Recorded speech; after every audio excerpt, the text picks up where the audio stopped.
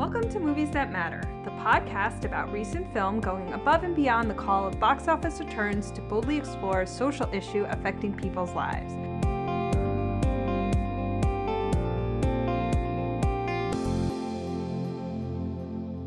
I'm Nicole Finari. And I'm Stacy Moore. Welcome back, Stacy. Thanks, it's good to be back.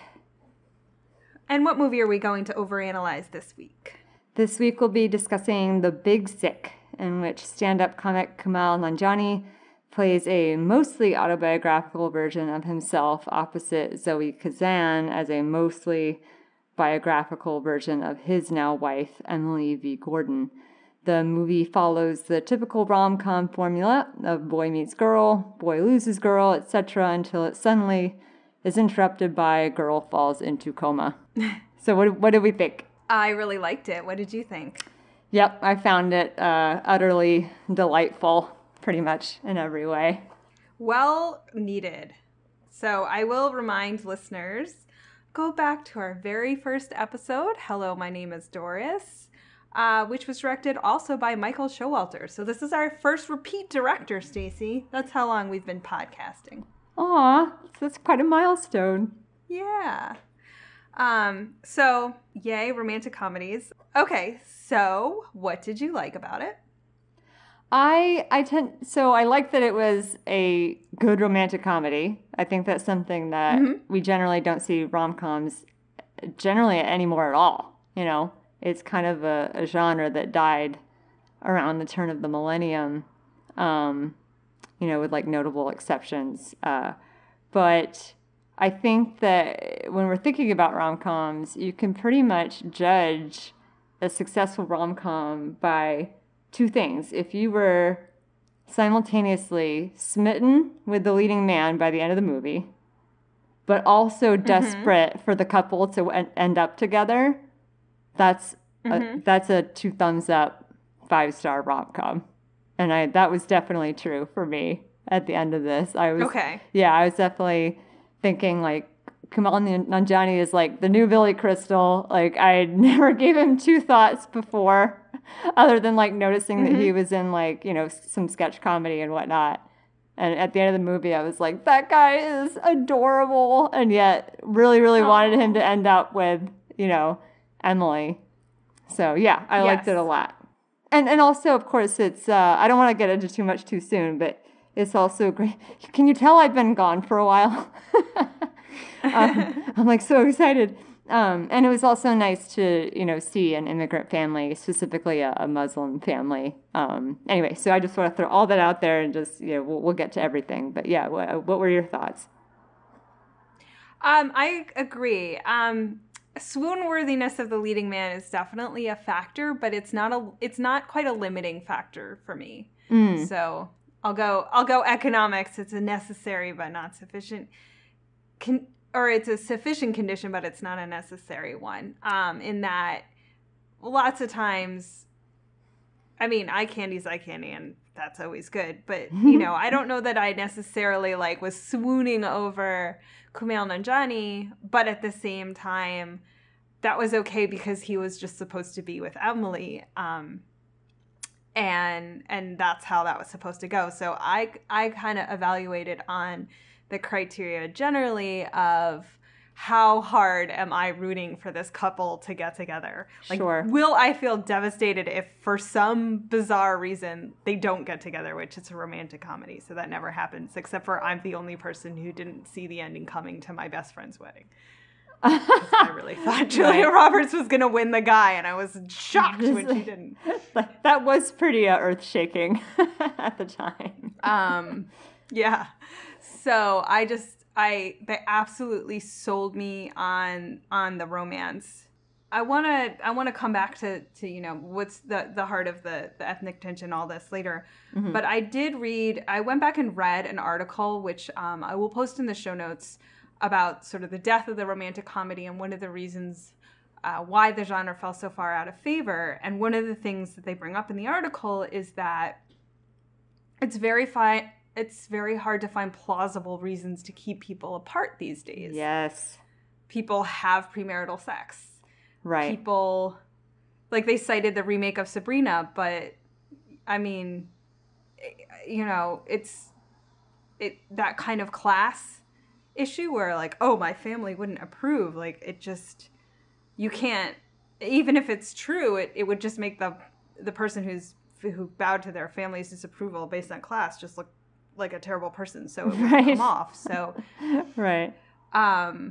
One of the sort of last things that this movie focuses on that, his family wouldn't approve of her because she's not Pakistani, really is like one of the last few reasons to keep people apart in a plausible way that doesn't make him look terrible for wanting to follow what his family wants. Like, I think it's really nice that they don't give it the super, super happy ending with the family. Oh, sure. You realize eventually they'll come around, but like, yeah, they're super pissed and they're really upset with him when they find out that he's dating a non-Pakistani person. And he's like, I would lose my whole family, and that's a legitimate consequence. And you don't hate him for having that position. Right. And all the scenes with the family are very sweet, even, and the ones at the end where they say like, goodbye forever. Text me when you get there, so I know you're safe. Yeah. And like, yeah, this is a soft estrangement. Like, it's not it's not goodbye forever. Like, thank God. So his mom won't get out of the car, but sends him away with food. That's right. She makes his favorite food. It's like that whole scene is just so like, it's just so sweet. Even though it's about parents like turning their backs on their kids, it's like we're doing that ostensibly, but really, really, we'll see you soon. But back to what you said about the problem with rom-coms in present day, I think that you in that article are absolutely right. It's apparently I've never seen any of these earlier rom-coms, but apparently the first ones back in the 50s were, and I'm not talking like your Cary Grant, like the not the classic ones, but the kind of more cookie cutter mass-produced ones were all about a couple getting together and just the girl not wanting to have sex and the guy wanting to have sex. And like, that was the plot of the movie. And then as decades went along, they had to come up with more and more like elaborate reasons. And by the time you got to like 2003, it was just sort of like these very kind of, it was just garbage that was coming out of Hollywood, these very thin or just hackneyed plot devices for why the couple couldn't get together. And it was all formulaic. And after a while, I just think people stopped caring, and because the stories just weren't any good. Mm-hmm. Right? And usually the plot device, that keeps them apart is like, that it's a sort of opposites attract type thing, which, yikes, it just makes the one person, whoever it may be, they're the super uptight woman who needs the free spirit man or whatever, just completely unlikable. You don't want them to get together because they are so different. You don't see a reason why they fit. Right. Right. And I kind of, I feel like, I feel like this movie is kind of, it fills the request that I had been sort of making internally for like the past 10 years, which was I just want to hear someone's story. Just like, I want to hear two people. You don't have to come up with a huge elaborate thing, like or like some weird premise. Just, have two people telling me like the genuine story of how they got together and connected. And like, that's, I love just like talking to people I meet about that. Like when you ask people like, how did you meet? I love those stories. Make a movie out of those. And that's essentially what they did. Yeah, it is. With, the dramatic impact of her falling into a coma. But I one of the things I really appreciate about the movie is that it really takes the time to let the characters evolve. And that's another thing that has been rightfully criticized about recent rom-coms is that, suddenly they're in love and there's this big switch and you're like, how did that happen? That seems really unearned. Like they hate each other at the beginning and then all of a sudden they're into each other. And then they're taken apart somehow. It doesn't matter why. And then they have to run through an airport. Right. Which can I harken back to the scene where he's it's the dramatic, like, he's moving to New York and the car pulls up and it's him reconciling with his parents. And I thought that was such a great way to play with that trope of, the last minute reconciliation right before someone's about to go somewhere. Like, I was like, oh, good job. It's his parents. It's not her. So the thing I liked about the movie was that you have this whole character arc of him and her parents, where they really don't like each other at first. They slowly get to know each other. They warm up. They fall back. You allow them to get to know each other as people as the movie develops. And you see false starts and you see why they grow to appreciate each other. And that's such an effective, it's actually just as, I was just as emotionally invested in his relationship with her parents and that development as I was with him and her. I'd never seen that in a movie before. It felt so real and just sincere and heartwarming. I really, I was just as happy when they came together as when he and Emily were hitting it off. Yeah, so I didn't like the infidelity plot. Well, I didn't necessarily delight in it, but I really loved the scene where Ray Romano is confessing, much to Kamal's disgust and awkwardness. Pretty much every time Ray Romano opened his mouth, I just started laughing. I had genuinely forgotten how funny that guy is, or maybe I didn't realize.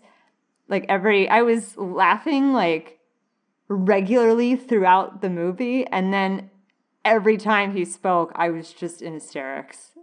And then, of course, Holly Hunter is awesome. She was great in every way. Yeah. And they had good chemistry together. I really liked them as a married couple, but the infidelity felt like just a forced conflict in the movie. I didn't feel like it was necessary. And then the other complaint I had was there was a little bit too much about the comedy Friends and all that stuff. I just didn't find that interesting. Oh, I enjoyed those. I enjoyed all their banter. Okay. But at heart, you're like, all right. Yeah, I just didn't. I guess, yeah. The whole who's gonna get into the Canadian Got it. Comedy festival? Oh yeah, the Montreal Comedy Festival. Yeah, I was like, who cares? Yeah, no, I definitely more appreciated them tearing each other apart. And that's how they bond, that's how comedians tell each other they care, is by absolutely verbally abusing each other, but in the most creative way possible. They're the more creative my tear down of you, the more I care. Yeah. But I did I don't know. I did like seeing the stand-up routines. Like I said, they give you a kind of sense of the whole person for him, which was really nice and really helped you see why she likes him. I like their little scene grocery shopping where you learn that she has that ankle issue, but it's just sort of they have a lot of really everyday interactions. Oh, and I love the part where she won't poop in his apartment. I thought that was so great. That was pretty great. Yeah, I loved seeing her she was, I think, going back to the rom-com thing, she was not anything like your typical rom-com leading lady. Mm-hmm. With just the usual, it's kind of a well-worn stereotype of the adorable brunette who, is clumsy. She lives in the city. She's a working girl. She just can't keep it together, and she keeps tripping over things. And she was nothing like that. She was very put together. She was very confident, sure of who she is. She had a life goal. She was, studying to be I think a psychiatrist of some kind or a therapist. She wasn't looking for a relationship, she was just a very true character. I mean, I know she's based on an actual person, but I don't think that undersells it in any way or detracts from from how great that character is. Right. She's not aspirational. Neither of them are. And I guess that sort of goes back to the swoon-worthy thing. It's like, she's not there because you want to be her. She's there because she's a real person. You know, she's a regular person who fell in love, and this is her story. I think you put that really well in the beginning of the show. Like, that's all that this movie is. Like, no more, but really, like, no less. Like, that's what a movie should be a lot of the time. Sure, you know, it's summer blockbuster season. We've all seen these huge, glamorous movies, but this one is just a really human story, and that's really all that you need for it to be romantic, right? Like, there is no real... Absolutely. I guess there is one grand gesture scene in the movie where he shows her how he was, all the things he kept from their relationship and what he had in, you know, it from when she was in the hospital. So she understands, like, how screwed up her time frame is because all of these important character developing things happened to him while she was in a coma. Right. But at the same time, it's like, it's not particularly elaborate. It's not so elaborate that you think that no regular person would do something like that. You know, it's just like a bunch of scraps of paper and stuff. And you're like, yeah, I could do that. That could be a romantic gesture that I do. Right. Yeah, a best boy didn't pull all that together.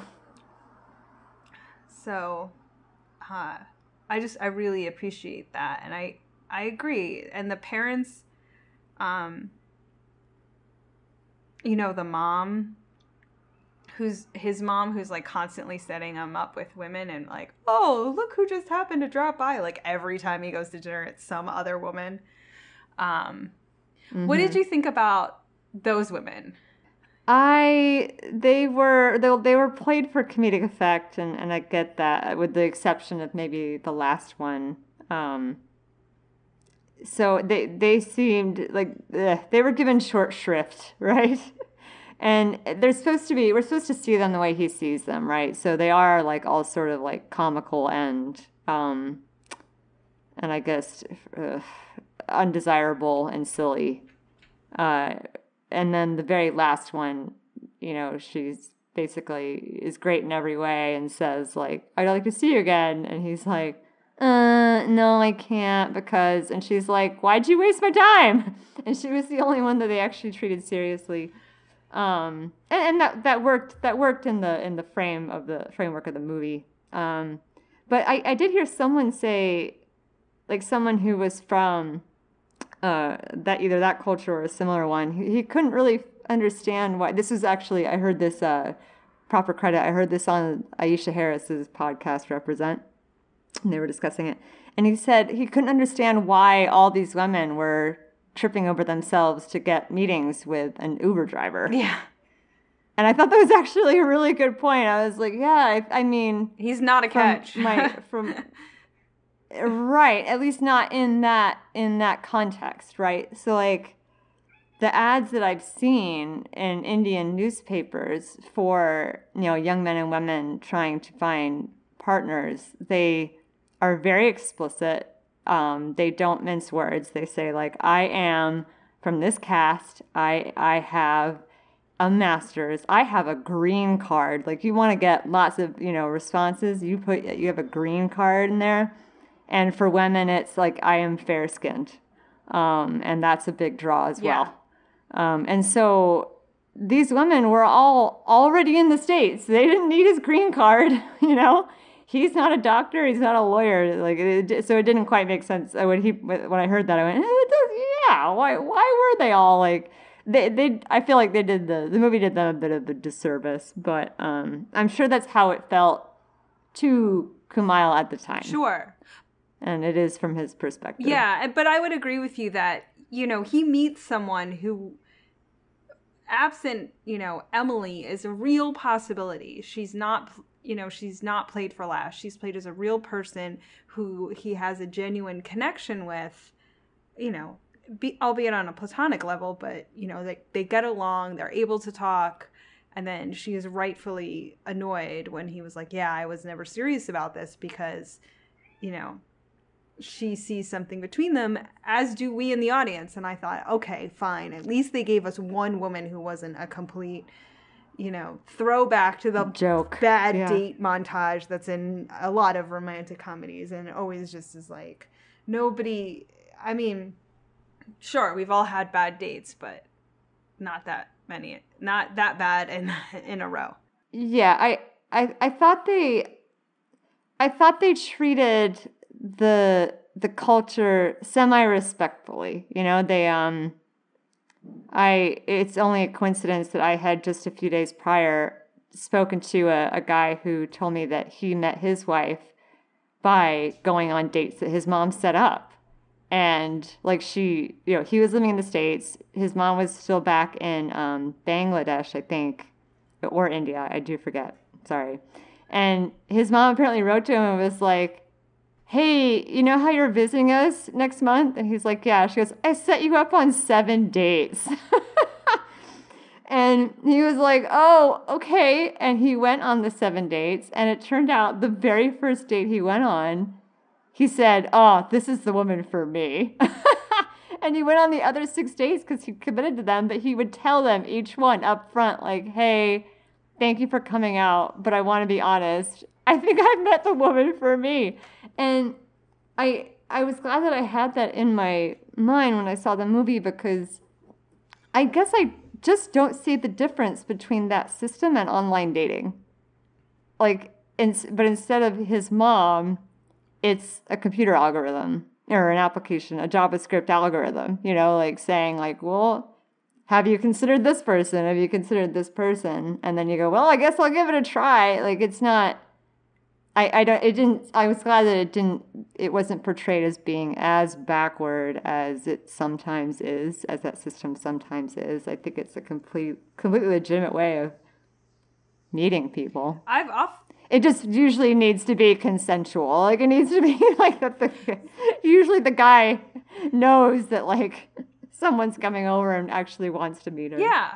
So I've often thought to myself, gee, I wish somebody would arrange marriage me, take all the work out of it. And absolutely. I was talking to somebody recently, like, when you look at the statistics about marriage, in fact, most people marry people who are very similar to themselves. So if you think of the criteria you kind of elucidated that would go into an arranged marriage consideration, education, background, religion, parents' background, all, looks, attractiveness level, like, we already in our supposed love match world sort ourselves on those same set of criteria. Like, we don't marry. It is very unusual for a very wealthy person to marry a very unwealthy person. It is unusual for somebody, or to even marry outside of your education level, exactly. Right?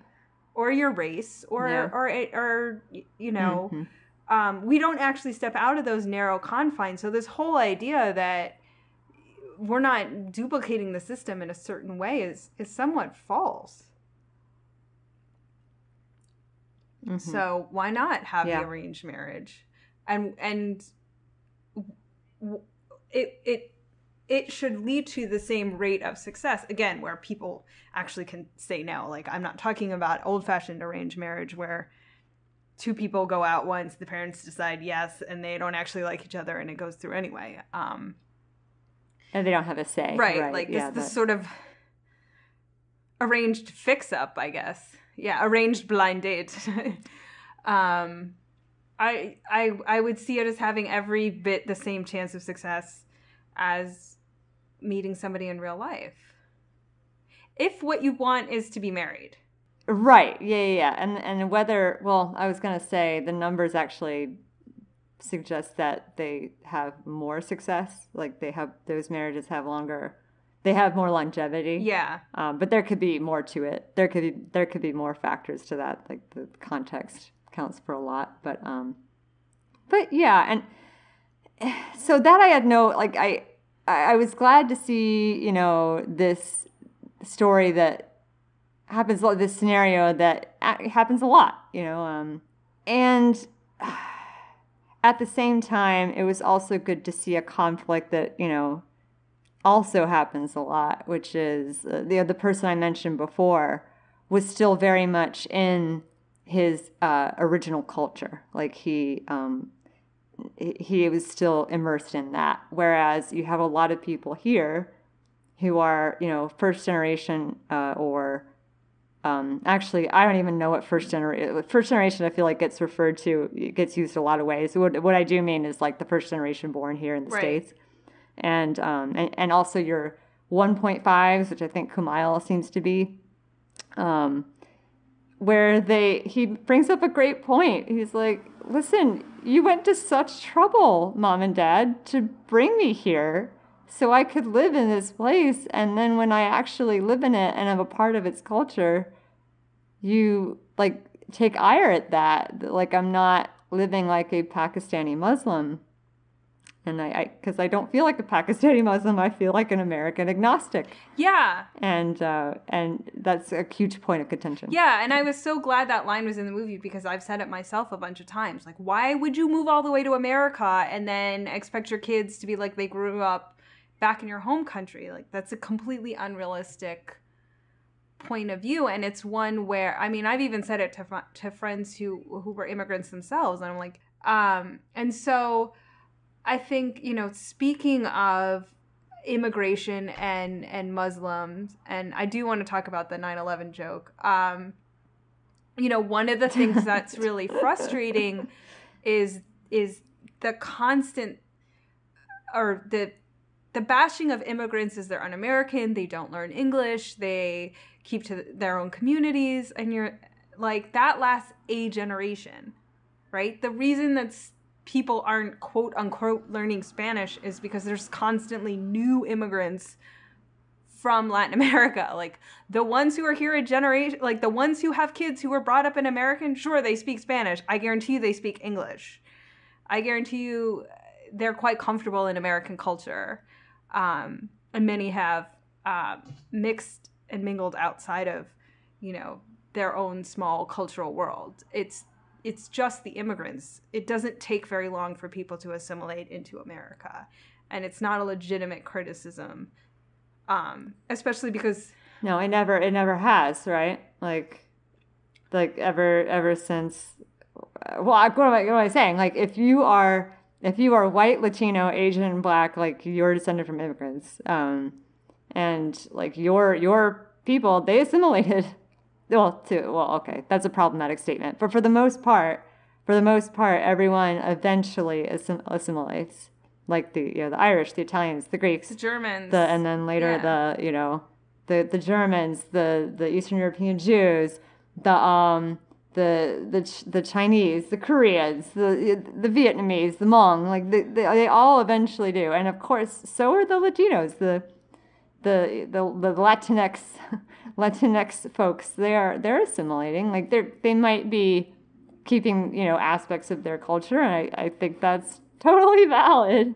But they are like, I've never met any child of any like second generation person from a Latin with a Latino heritage that couldn't hang with just like every other American person. They are American, and that's just like, period. I can't even elaborate on that. They're American. They're American. Believe me. In every sense of the word. They're American. Like, that's it. That's all there is. I can't even like. Is self-explanatory to exactly. me. And my parents are both first generation, and I mean I said this in a previous podcast. I think that they had completely opposite stories. My dad's family was all about assimilating as quickly as possible. They weren't allowed to speak Italian. And then my mom, grew up in this little Jewish enclave where Yiddish was her native language, and she didn't learn English until she went to school. Wow. Yeah. But at the end of the day, they're both freaking American, like then they had me and my sister who are super American, sure. And the only foreign languages we speak, we had to learn in school. So, and I learned Spanish because everybody in my high school spoke Spanish. There you go. So, there you go. So yeah, and they say the language goes first and the food goes last, is what I've always heard. Right, and thank God, right? Hallelujah, we live in America where people immigrate and bring awesome food. Thank you. Yes, they do. Thank you. God love them. And, I've lived in parts... Especially the Indians. Especially the Indians. The best food on the planet. Stuff is so good. I wanted to circle back, though. I mean, this is not, this is a movie about, if there's possibly anything more controversial than immigrants from South America, it's got to be immigrants from Muslim countries. So that is... Absolutely. Who's presented in this movie. And there's a very... played for awkward moment where he tells this joke about... An amazing joke. Yeah, 9/11. So good. How... Oh, if we had a clip, we would play it. Yes, we would. Here, let me just see what I can do here. Okay, so Ray Romano said they're basically, this is the first time they're even sitting down and speaking to each other at the hospital, and Ray Romano is trying to make conversation as best he can, and he goes, his wind up is, so 9/11. And Kamala's like, sorry? And he's like, I want to talk about 9/11. What's your stance on it? And Kamala says, and after a moment of looking at him like sort of disbelief, goes, okay, I'll play this game. And he goes, anti. It was a tragedy. We lost 19 of our best guys. And I lost Yeah. it. I thought it was really funny. Such a classic joke. And, oh, man. It sort of speaks to that, a lot of what Get Out dealt with. Like, what do you do with the liberal people, but who still just don't know how to behave or treat the other? In Get Out's case, it was black people. There you go. In his case, a Muslim as actual people. And they're complicated, right? So they have that, the mother takes his joke seriously, and he's like, that was a joke, obviously. But then later on, they redeem themselves, right? Like in the next scene or some, maybe two scenes later, he's being heckled by this like racist bro dude guy. And basically Holly Hunter just throws down. Like she's like, she basically verbally tears the guy apart and then physically attacks him. And Ray Romano, like on his way out, he's like, I got levels. This elevator goes all the way down. and it makes Kumail like really endears him to them, right? Like they ruined his set, but at the end of it, he's like, oh, it's the moment where he stops avoiding them and they start opening up to him. Like it's a turning point in their relationship. Yeah, take a walk in somebody else's shoes. And I think the movie does a good job of saying, by showing both those sides, by showing his somewhat overbearing, controlling, immigrant family that sort of painted as, why can't these people get with the program and be like Americans? And then showing you, because even well-intentioned Americans are going to show up and say things like, so 9/11. And, not well-intentioned people are going to shout terrorist in the middle of a comedy set. That's why they can't just be like other Americans sometimes. I think the movie did a really good job, again, of just making them people and not trying to like hammer home big social issues, but that were very much a backdrop to how romance and, interaction with other people plays out when you are from an immigrant background, particularly one that's so demonized. I think that's true, and I think that's fair. However, I do feel like the movie didn't deal at all with why the family was so against, that culture is so against, white women entering the family. Like, I think that is not as honorable. It is based solely in racism. And I don't think that was explored at all. And that would have been kind of heavy, so I get it, but they delved into other heavy things, so I do feel like that was a bit unfair. Like they just glossed over that completely. Like they're like, you can't marry a white girl. You can't bring a white girl home. And they just didn't even go into why at all. And it is just 100% like we think white women are soulless sex bots and not worthy of entering this house. And that's just the truth. And they didn't touch on that at all. That's interesting. I think that's true in a lot of cases, but in South Asia in particular. I mean, I would say that yeah. community, and then I grew up with a lot of Persian Jews, and they had arranged marriages, and like not this fun kind, the like kind where their parents actually expected them to go do this stuff. That like they were engaged from the time they were 13. I've noticed like the certain cultures in of American immigrants are a lot more insistent, I guess, upon marrying within your own kind. But I mean, I think there is a case to be made about racism for sure. And boy, I mean, actual racism, like marrying a white woman, one thing, marrying a black woman, those parents would have lost their minds. Woo! Right? Like, I mean, not. Sure. But, yeah. I think the sense of, like, we're losing you to America, which, again, why did you move to America if you didn't want your kids to be American? Your rejecting of our culture, I think is not about racism. That aspect is understandable. Yeah. They feel rejected. They feel hurt. Yeah.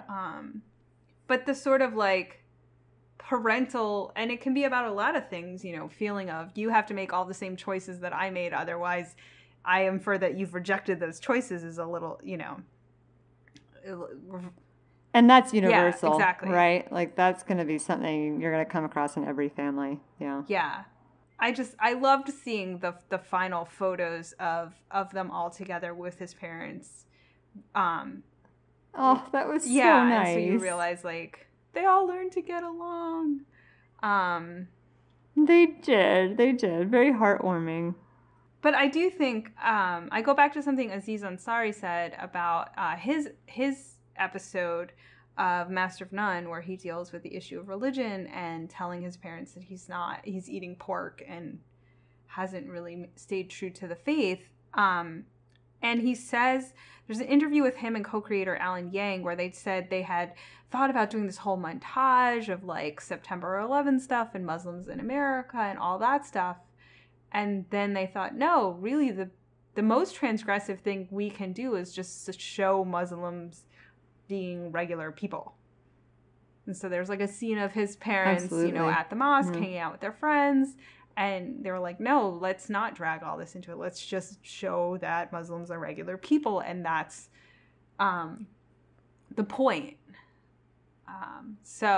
Right. It's like how banal and normal their goings-on, their daily goings-on are. Right. And it is very unusual to have the male lead of a romantic comedy be a Pakistani man, be a man of color. Asian men particularly, more so for East Asian than Southeast Asian, like are generally portrayed as sexless, like Indians generally, and he's Pakistani. Right. I'm sorry, I am conflating the two.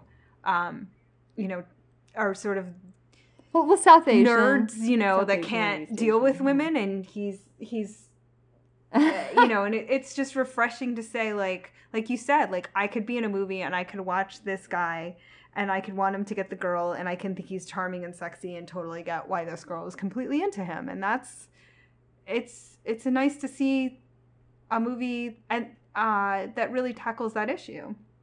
It is. And there was some, apparently there was some criticism that, you mentioned Aziz Ansari. A lot of, anytime we do get to see South Asian men, they are generally, dating white women and glorifying white women. And so there's, not a lot of representation of South Asian women, right? in pop culture. So I'd like to see more of that, and also, you know, Middle Eastern women. I'd like to see more of that as well. But it is a step, right? It's definitely, I would definitely list it as a plus. Yeah, and the only thing I'll say about that is just, unfortunately, Asian women suffer from the reverse problem. They're exotic and highly sexualized and not shown as real people, as opposed to being, you know, asexual like the men are. Both are bad.